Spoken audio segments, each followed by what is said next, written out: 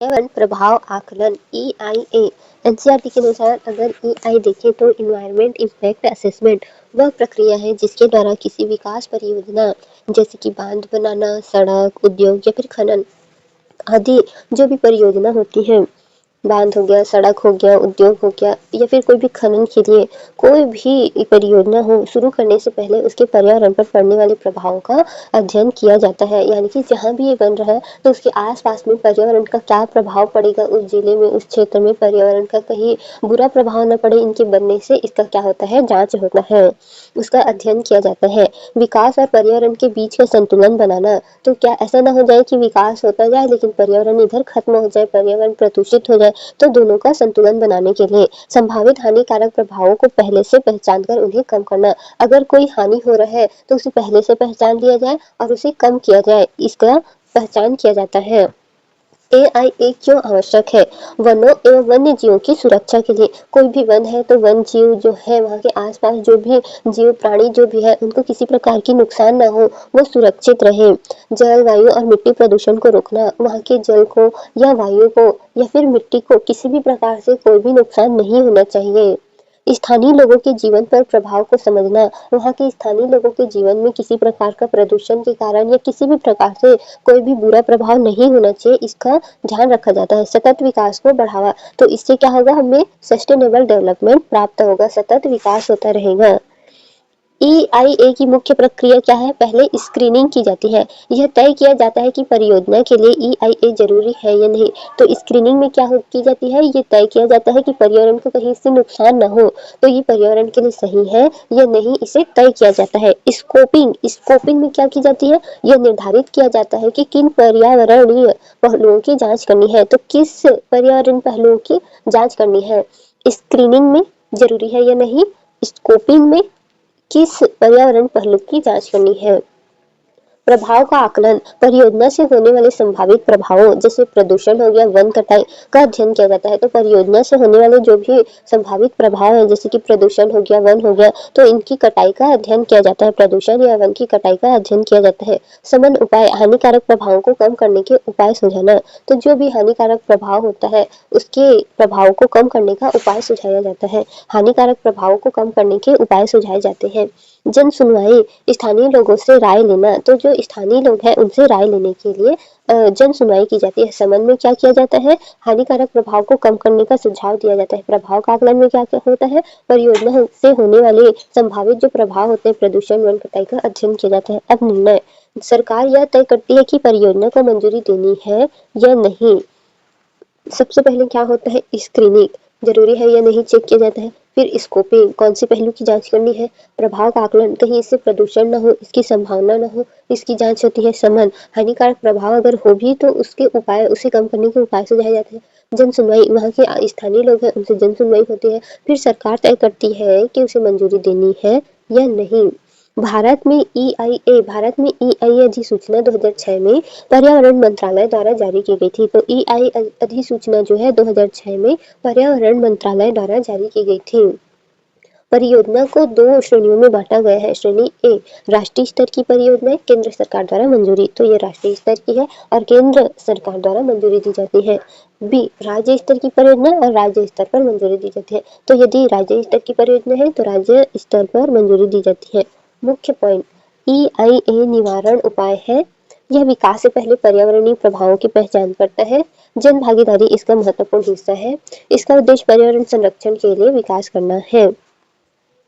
पर्यावरण प्रभाव का आकलन EIA इन्वायरमेंट इम्पैक्ट असेसमेंट एक ऐसी प्रक्रिया है जिसके द्वारा किसी भी परियोजना जैसे कि सड़क, बांध, उद्योग, खनन, पावर प्लांट आदि को शुरू करने से पहले पर्यावरण, सामाजिक और आर्थिक प्रभाव का अध्ययन किया जाता है। इसे वैश्विक स्तर पर united national environment programme UNEP ने परिभाषित किया था। किसने परिभाषित किया था, UNEP ने परिभाषित किया था। किसने परिभाषित किया था, तो UNEP ने परिभाषित किया था।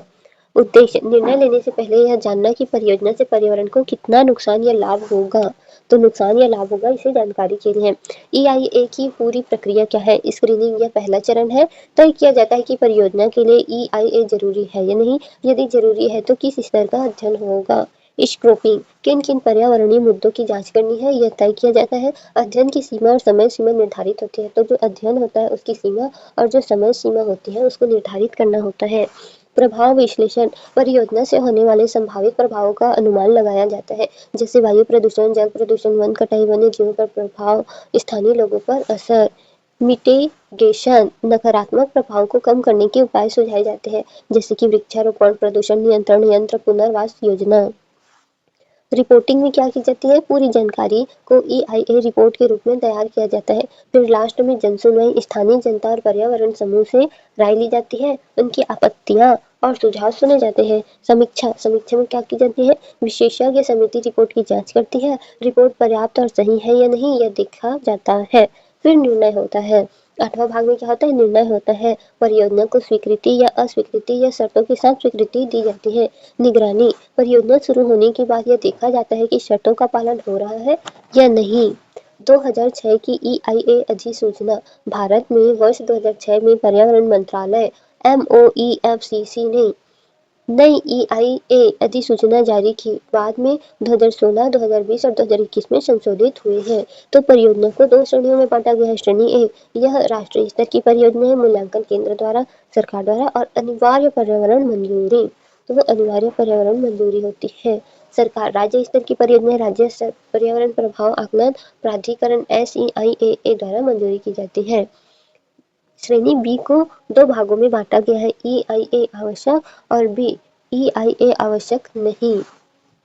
तो श्रेणी 1 जो राष्ट्रीय या फिर केंद्र के द्वारा की जाती है, तो ये अनिवार्य मंजूरी होती है, लेकिन बी के लिए आवश्यक है या नहीं इसका जांच किया जाता है। किन परियोजनाओं को छूट दी गई है, तो सामरिक और रक्षा परियोजनाएं, सीमा क्षेत्र में 100 किलोमीटर तक राष्ट्रीय महत्व की सड़कें, रणनीतिक महत्व के राजमार्ग। तो सीमा क्षेत्र में 100 किलोमीटर तक जो राष्ट्रीय महत्व की सड़कें होती है, यह रणनीतिक महत्व के राजमार्ग तो सामरिक और रक्षा परियोजना होती है, इन्हें छूट दी गई है। 100 किलोमीटर तक राष्ट्रीय महत्व की सड़कें और रणनीतिक महत्व के राजमार्ग में छूट दी गई है। उदाहरण, 4 धाम परियोजना, केदारनाथ, बद्रीनाथ, गंगोत्री, यमुनोत्री को जोड़ने वाली सड़क। तो जो 4 धाम परियोजना है, ये क्या है, केदारनाथ, बद्रीनाथ, गंगोत्री, यमुनोत्री को जोड़ने वाली एक सड़क है। तो इसके लिए क्या की गई है, छूट दी गई है। बायोमास आधारित 15 मेगावाट तक की बिजली संयंत्र, यदि ईंधन पर्यावरण अनुकूल है तो इसमें भी छूट दी जाती है। बायोमास आधारित 15 मेगावाट तक बिजली संयंत्र। मछली प्रबंध वाले छोटे बंदरगाह व डाक यार्ड, कम प्रदूषण वाले जो मछली प्रबंधन वाले छोटे बंदरगाह होते हैं ना, या फिर डॉक यार्ड होते हैं, तो उनसे कम प्रदूषण होता है, तो इनको छूट दी गई है। टोल प्लाजा, जहाँ केवल बूथ विस्तार हो का क्या हो, जहाँ केवल बूथ विस्तार हो तो उसको छूट दी गई है। मौजूदा हवाई अड्डों का विस्तार, यदि रनवे क्षेत्र नहीं बढ़ाया जा रहा है तो मौजूदा हवाई अड्डों का विस्तार करने के लिए छूट दी गई है।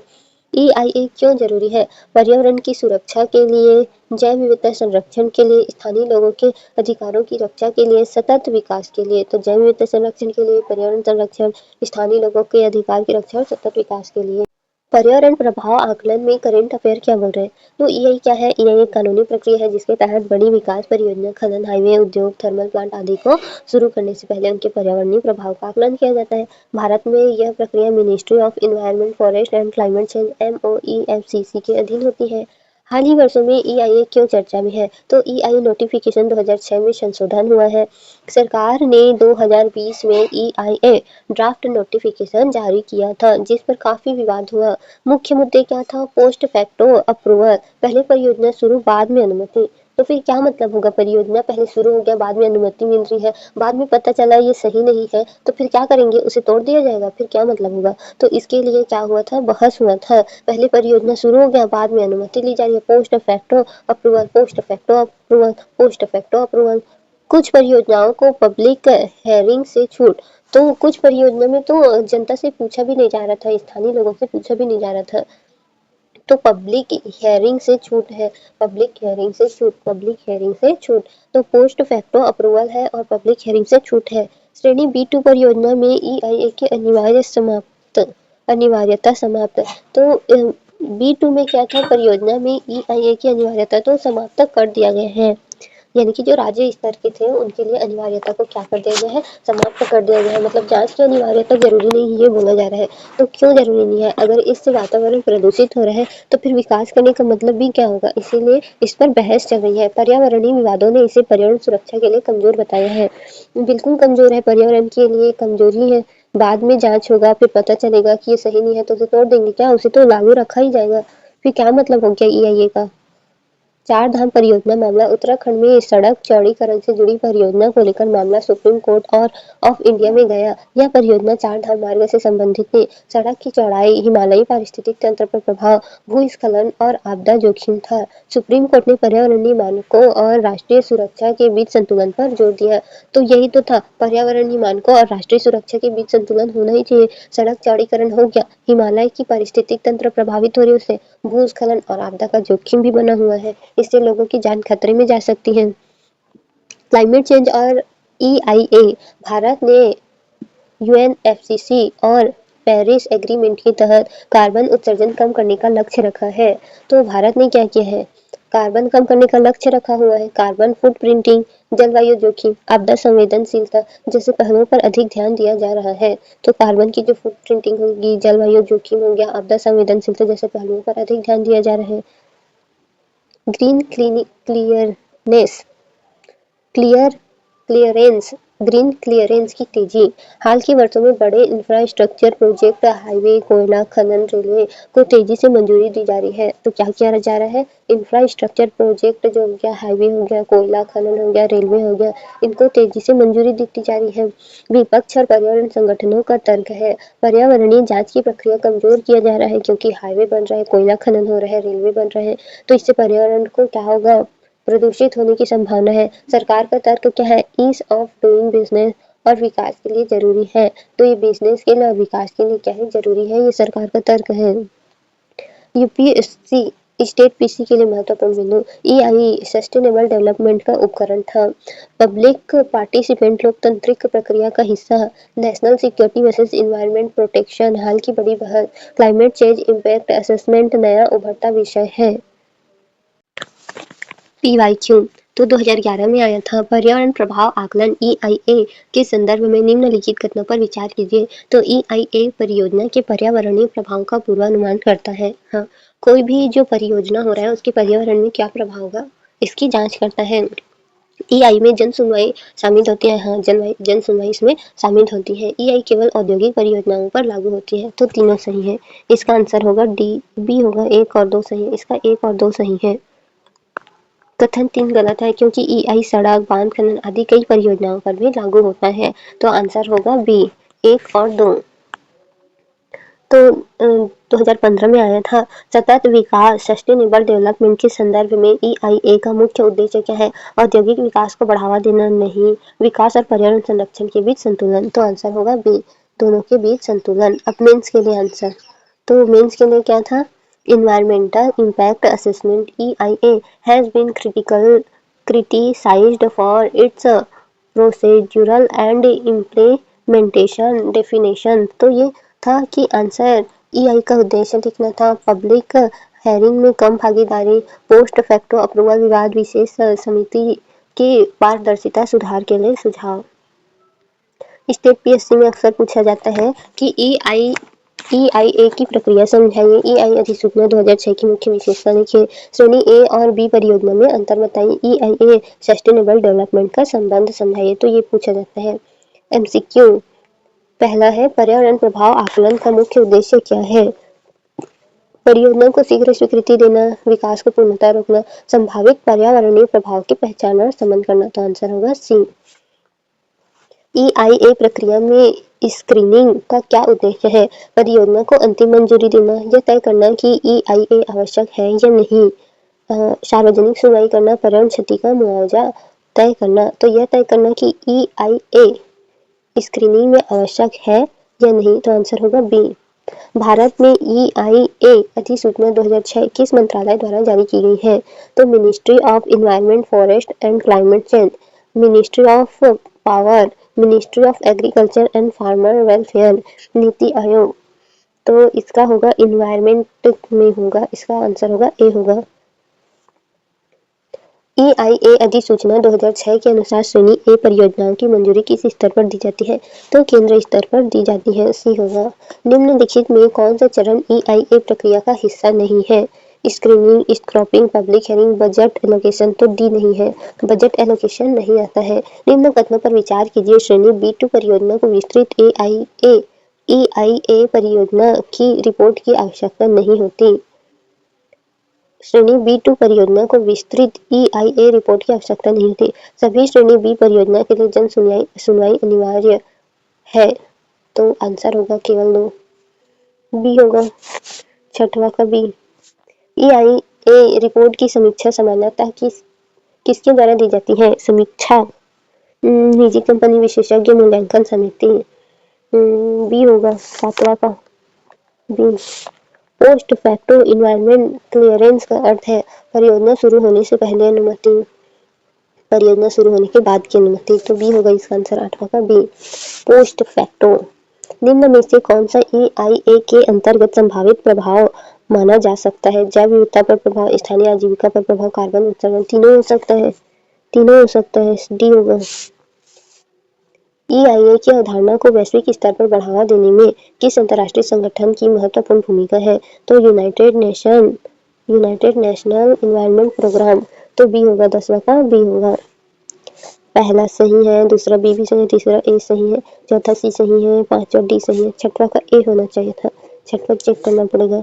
सातवां का बी सही है, आठवां का बी सही है, नौवां का डी सही है, 10वां का बी सही है। तो छठवां चेक करते हैं एक बार। श्रेणी में ए केवल एक सही है। श्रेणी B2 परियोजनाओं की विस्तृत EIA रिपोर्ट की आवश्यकता नहीं होती।